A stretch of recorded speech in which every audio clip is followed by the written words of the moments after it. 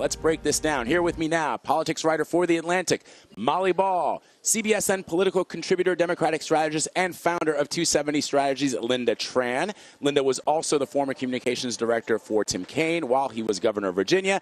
And, of course, our old friend, CBSN political contributor and Republican strategist, Leslie Sanchez. All right, so let's get into this. Linda, big moment tonight with the roll call vote. Many Sanders supporters yesterday were visibly upset, audibly upset. Some of us were on the floor listening to them, listening to their jeers, booing, jeering. What do you expect during the roll call vote? Because they are planning to be very vocal about the number of delegates that he received. Yeah, and absolutely. The roll call vote is going to be this moment of spectacle that is a big punctuation point during the course of the convention. I've been talking to some of the organizers on the ground, and what they've said is they are preparing. They are doing some choreography. They actually had some joint Bernie Sanders and Hillary Clinton whips in a training over the weekend. So they are definitely prepared. They're trying to work out exactly how they do it in a way that respects the voices of the many fervent Bernie Sanders supporters out there, but also keeps things moving in the right direction.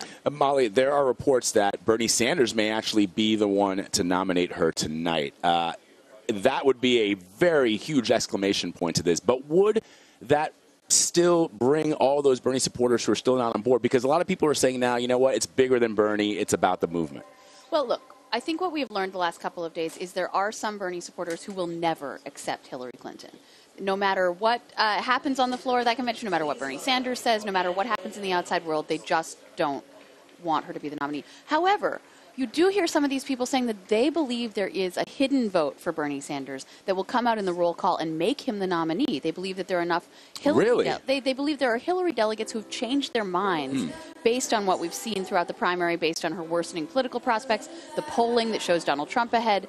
So maybe those people, I think the hope is, in the Clinton campaign and maybe the Sanders camp as well, that those people, once the roll call is concluded, once Hillary Clinton has officially won the majority of the delegates, that hope will be extinguished, and maybe some people will at that point be able to say, all right, she's the nominee fair and square. All right, just so our viewers understand, the soundtrack that is accompanying our discussion is the very talented, amazing Andra Day. She is on the stage behind us rehearsing for tonight, so you'll hear that. There she is.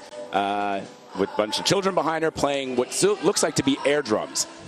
Just need an air guitar player. All right. Leslie, to no surprise, obviously, Donald Trump took to Twitter to respond to last night's speeches, once again making a play for Bernie Sanders voters, many of whom feel the party betrayed them with the leak of those DNC emails, something that he's talked about. Is Trump's strategy, what is it, and will it work? In many cases, it is to ingratiate himself to provide a viable alternative to the Bernie Sanders folks. It's an open invitation to look at his candidacy. And he says, I'm not necessarily the traditional Republican Party, but we share a lot on TPP, certainly on a variety of other issues. We share some common ground. Let's see if we can work together. Will that work? It's a long shot.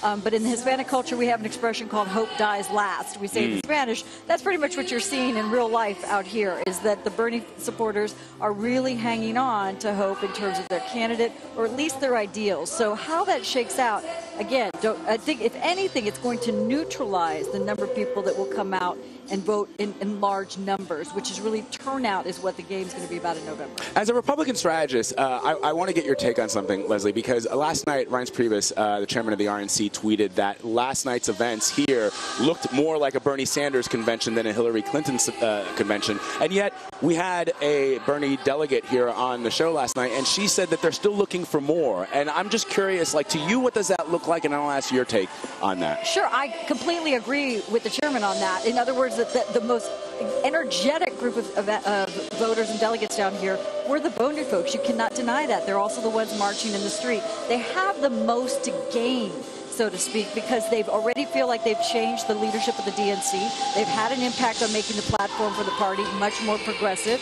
And they see that they're starting to have, their mobilization is starting to have an impact. So I think, if anything, they're getting more excited that they can affect change. That's what a movement's about. So these things on the edges, so to speak, are small to them. If it's not this cycle, though, that's what I'm saying. What happens after this election, this convention?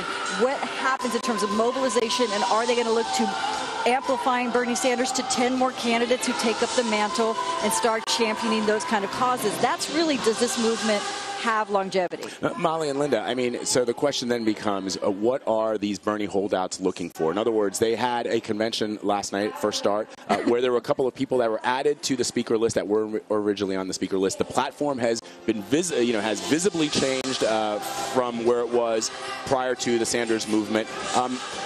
What more could the Clinton campaign, the DNC, do to make them feel more comfortable? Well, look, I think the Clinton campaign is performing a sort of delicate dance here, where on the one hand, they want to give the Bernie people what they want so that they feel satisfied. On the other hand, they don't want to pump them up so far in favor of Bernie that they're then not willing to settle for Hillary. So you saw that sort of two-step going on last night, where there are supporters like the delegate from Maine who went on early in the evening, giving a really rabble-rousing pro-Bernie Diane Russell, yeah. and then trying to channel that energy toward Hillary, which was a little bit more difficult to do. Right. So that's an ongoing project of this convention. I do think last night was really the designated night for the Bernie energy, having Bernie on the program, having Elizabeth Warren on the program, having Sarah Silverman on the program, a lot of pro-Bernie voices. Who said, if you're the Bernie or bust people, you're being ridiculous. I don't know how that played. That their voices have been heard and that it's time to fall into line. Again, some people will never hear that message. I think they made progress last night. All right, let's talk about Michelle Obama. Linda, just your thoughts. Yes, please. Let's talk about Michelle Obama. An epic moment for me as a mom to hear her talk about what she holds to be the ideals of this country that many, many parents think about. Regardless of which side of the aisle you're on, you want to believe this is a nation of opportunity. You want to believe that anything is possible. And the way that she delivered the story, I mean, just so powerful, talking about her two young daughters playing on the lawn of the White House, about her as an African-American woman waking up every morning in a house that slaves built. Yeah, it very was powerful. Deep and incredible. There were people on the floor that were crying, and I'm talking about people that were holding Bernie signs and people that were clearly for Hillary Clinton. Molly, what did you make of it? Well, I think it was a very unifying moment. You heard some very, very isolated, scattered. But they got shushed. People were like, people did shush them, yeah. and it's a testament to how powerful, how popular a figure Michelle Obama is, how unifying a figure. The challenge is going to be, can Hillary Clinton be humanized in that way, right? Because Michelle Obama was so good at humanizing her husband when that was her task in 2008 and in 2012, giving these speeches where she did bring that more that idea of a human being with a family and daughters, and channeling that outward to tell people what kind of person they are. She gave a powerful testimony in favor of Hillary Clinton, and tonight is all about Hillary Clinton's life and the things that she has done and the fights that she has waged on behalf of, according to the campaign, children and families. That may be a harder nut to crack, considering public opinion about Hillary Clinton, considering how long she's been in the public eye and how hardened a lot of the perceptions of her are. And yet, former President Bill Clinton, her husband, is expected to take to the stage tonight. No matter where you stand on the political divide, most people would agree he's one of the great orators. He's one of the great crowd pleasers when he delivers his speech. Part of that job, I'm guessing, is going to be to humanize. Or what else are you expecting from Bill? Well, earlier, talking about Bill, you used the word explain. And we all remember his convention speech 4 years ago, where he went on and on and on and on, but everyone was sort of enraptured because it was this very technical defense of the administration and its policies, and yet it was kind of riveting. Right. And only he can only do that. He could do that. Only right. he can get up there and be like the best college professor you've ever had, right? And so, but that was not a humanizing speech. That was a policy speech. So it's a different task for him. I think also anyone who's seen Bill Clinton on the stump this year has felt that he's lost a step or two, that he doesn't look like the man he once was. He's just getting older. Right. And so it'll be interesting to see if he still has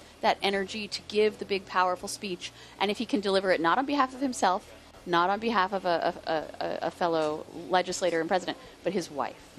And Leslie, Donald Trump is out on the stump with Governor Mike Pence. We've seen him. He's hitting back in numerous ways. He got a big bump after the convention in Cleveland. From what you've seen just from day one, can you expect the same thing at the end of this week? It's so early. It's really too hard to tell. It's going to depend a lot on what happens when Hillary Clinton does come to the stage. And is there going to be that unifying factor? I think if you do hear any resemblance of what we saw last night, it's going to speak to a narrative the next day and ongoing through the weekend that this is still a party divided.